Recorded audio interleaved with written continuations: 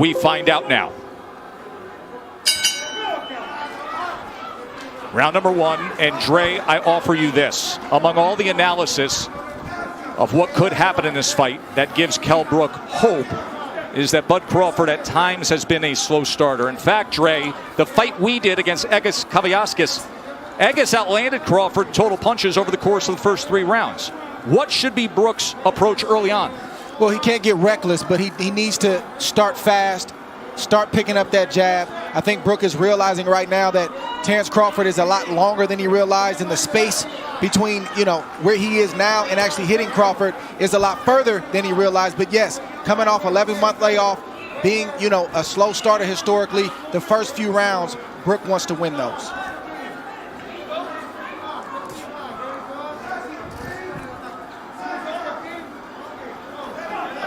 But it looks like Brook is playing Crawford's game now. He's watching, he's studying, and I don't think he can outthink Crawford. He's got to start to let those hands go as he comes behind that left hand. See, Brook thing is timing. That's his thing. He wants to time Crawford on the way in. You know, Brook also has a great jab, a sharp jab, a strong jab. And you can see Terence Crawford trying to figure out how he can land his jab without getting hit.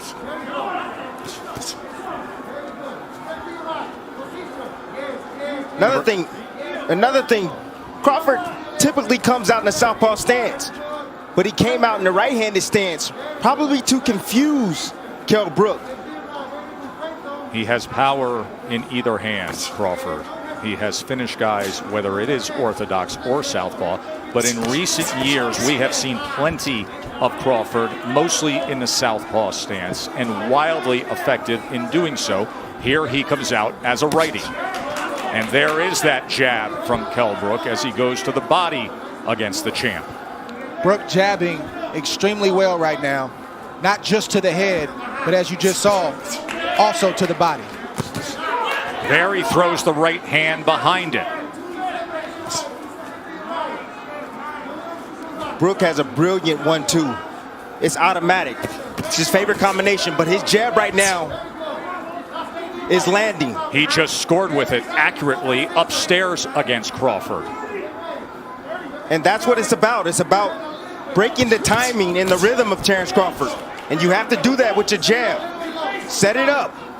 The power hand, which is the right hand for Brook. Crawford looking to close that gap as he goes southpaw for a moment, doubles up the right-hand jab, and then comes with a left. Good exchange here as he switches back to righty. Fascinating first round. Going to take a short break. Back ringside here for round number 2 of our welterweight championship fight. Tim Bradley, in that first round, Kell Brook threw 17 jabs, effectively landed 6 of them. Look, timing is what Kell Brook is special at.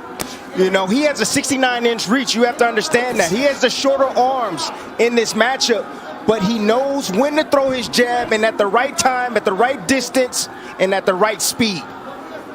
It's funny to say that he doesn't have the reach. I mean, just look at the size advantage. Look at the size across the shoulders, across the back. Look at the muscles popping in the upper body of Kell Brook, and the base he has as well, that foundation with the legs. And see, what I noticed is that Kell Brook is taking a page out of Egis Kavyaskis. He's being patient. He's waiting. He's looking to counter Crawford. He's trying to get Crawford to commit so he can make him pay. Jab is giving Crawford a lot of problems right now. You see him thinking, and Brook is doing the right thing. He's jabbing. That's the most important thing he can do right now because it sort of keeps him out of danger. It helps him to kind of create his range and where he wants to let his shots go, and it's also got Crawford thinking.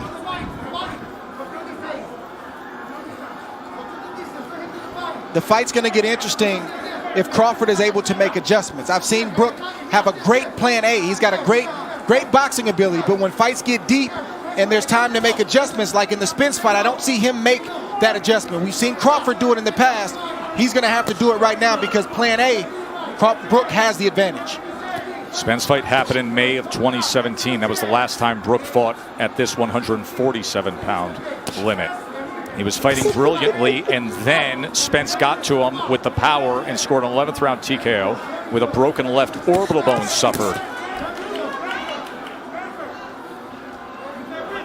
You also want to see how Brook takes the shots of Crawford as he starts to land clean, flush shots.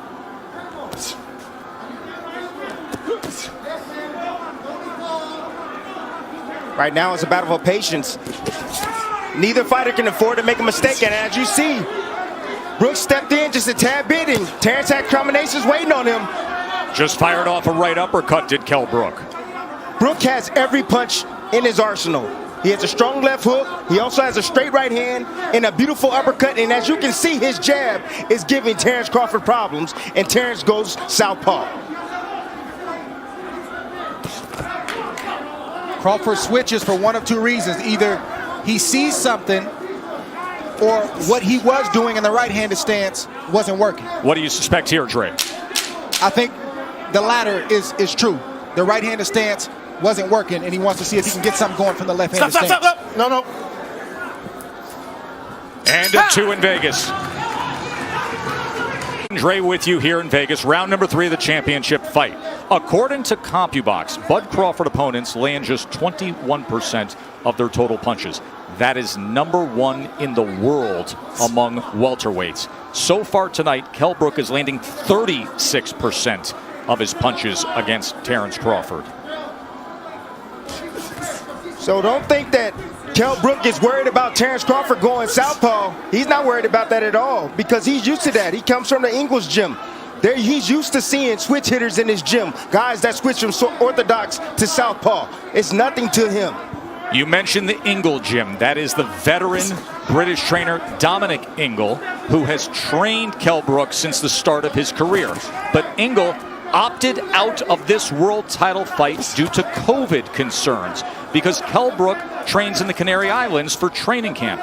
Ingle did not want to travel and then have to quarantine nor come to the United States. So instead, Carlos Formento is the trainer in the corner of Kell Brook. First time they've ever worked together.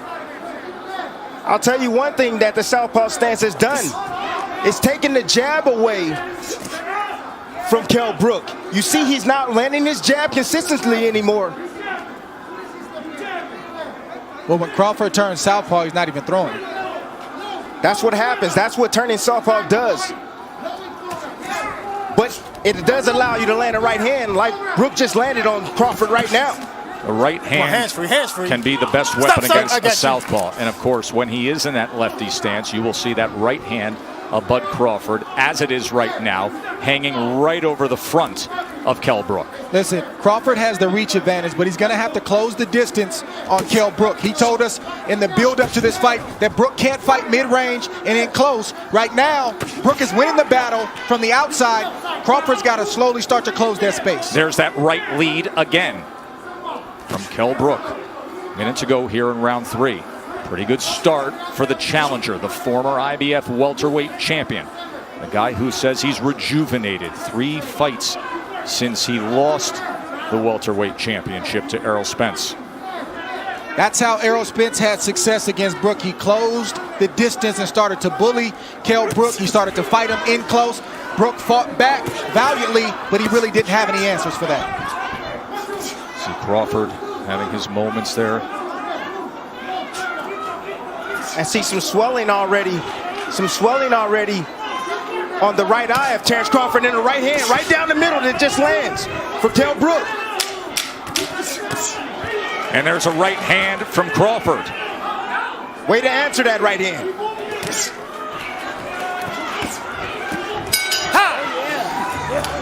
Come up. Thank you very much, champ. Look forward to seeing you December. Joe. One of the youngest rising stars in the sport, Shakur Stevenson, saying he expects his good friend Terence Bud Crawford to pick up the pace here. CompuBox has Kell Brook 24 of 99 punches, Crawford 25 of 93. Shakur Stevenson will fight December 12th in this ring against Toka Khan Cleary. Shakur, the recent featherweight champion, now contending at 130 pounds, looking for a showdown for a belt here. Round number 4. Crawford has to continue to get his lead foot outside the lead foot of Brook to have success with his offense. That will put him in a safe position to let his combinations go. Beautiful right hand. And the champ gets to him. Get over here. Just like that. Get over here. Terence Bud Crawford hits the 6, gas. 7. to me. Come to me. You all right? Yeah. Give you a chance. One of the best closers in the game. 27 knockouts in his career. Do we have 28 right here? This fight is also thundering in. Look at Crawford. Vicious attack to close it. No. And he stares him down. Okay. No.